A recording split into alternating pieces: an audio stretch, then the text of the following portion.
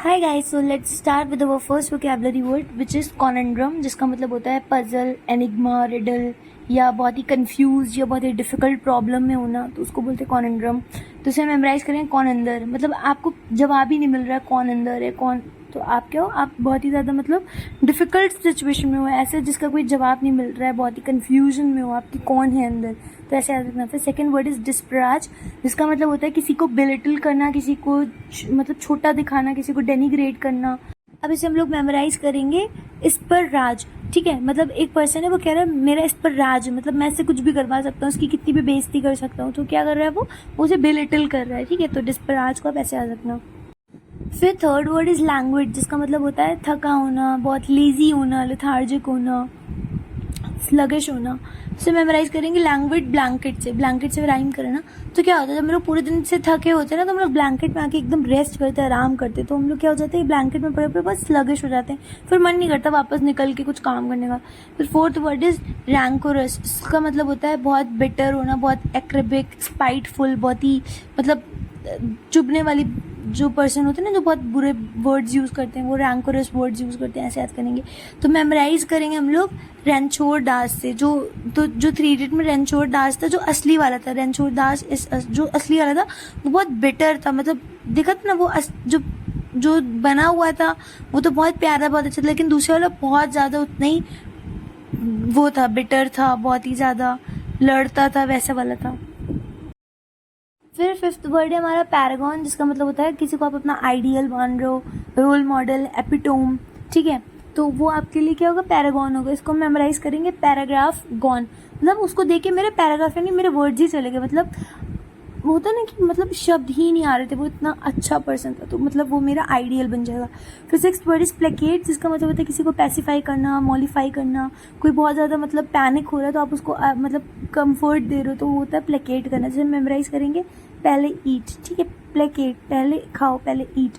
जैसे मम्मा लोग होती है ना, हम लोग रोते हैं, बहुत नाराज़ होते हैं, बोलते हैं अच्छा पहले खा लो, खाना अपने हाथ से खिलाती हैं, यानी वो हम लोग को एंड में क्या करती है, पैसिफाई करने आती है। फिर सेवन्थ वर्ड इज कंपंक्शन, जिसका मतलब होता है आपको बहुत पछतावा होना, रिग्रेट होना, रिमोर्स, रिपेंट। इसे मेमोराइज करें कम पेंशन से, ठीक है। कम फंक्शन कम पेंशन, यानी कम जो पेंशन मिलती ना रिटायरमेंट के बाद, कम पेंशन वाली जॉब किसी बच्चे ने सेलेक्ट, मान लो किसी बंदे ने अपनी यंग एज में कम पेंशन, मतलब एक ऐसी जॉब सेलेक्ट करी जिसमें फ़ायदे तो बहुत थे, लेकिन एट द एंड क्या हुआ, जब वो रिटायर हुआ तो उसको पेंशन कम मिली, तो अब वो क्या होगा, बहुत पछताएगा कि मैंने बहुत गलत करा जॉब लेके। फिर एट्थ वर्ड इज डिबंक, जिसका मतलब होता है किसी की झूठापन को एक्सपोज कर देना, इनवैलिडेट करना, उसको बोलते हैं डिबंक करना, पर्दाफाश करना, जिसका मतलब होता है। सो मेमोराइज करेंगे दे बंक द क्लास, ठीक है।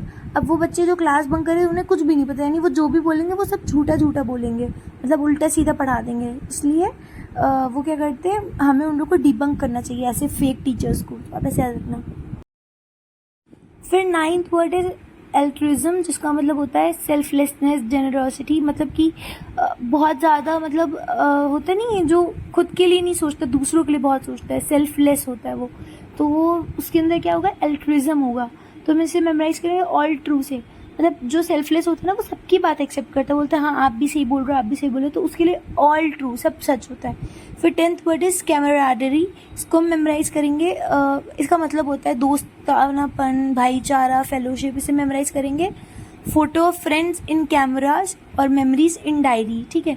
तो जो दोस्त होते हैं ना उन्हीं की यादों को हम लोग रखते हैं अपने पास, तो कैमराडरी को आप ऐसे याद रखना, कैमरा और डायरी से, डायरी में उनकी अच्छे अच्छे पल लिखे हैं, फोटोज़ कैमरा में, ठीक है। तो ये हमारे कुछ वोकैबुलरी वर्ड्स थे। अब हम लोग कुछ पिछले वर्ड्स को रिवाइज करेंगे जो पिछली वीडियोस में आए होंगे, तो ताकि हम लोग का रिविजन भी हो जाए। तो एक मैंने पढ़ाया था जीलस, जिसका मतलब था कोई बहुत ही ज़्यादा एंथुजियास्टिक है, बहुत एनर्जेटिक है, और इसको मैंने याद कराया था कि जो लोग बहुत जेलस होते हैं ना उनसे लोग जेलस होते हैं। फिर सेकंड है ल्यूसिड, ल्यूसिड मतलब होता है एकदम क्रिस्टल क्लियर होना, एकदम जो चीज़ मतलब ऑब्वियस हो वो ल्यूसिड है। इसको हमने याद कराया था एसिड टेस्ट से, एसिड टेस्ट होता है तो दूध का दूध पानी का पानी हो जाता है। फिर थर्ड इज फॉर्चुटूअस, जिसका मतलब होता है एक्सीडेंटल होना, अनइंटेंशनल होना। इसे मेमोराइज करा था फॉर्चून से, फॉर्चून यानी फेट, यानी डेस्टिनी, यानी किस्मत।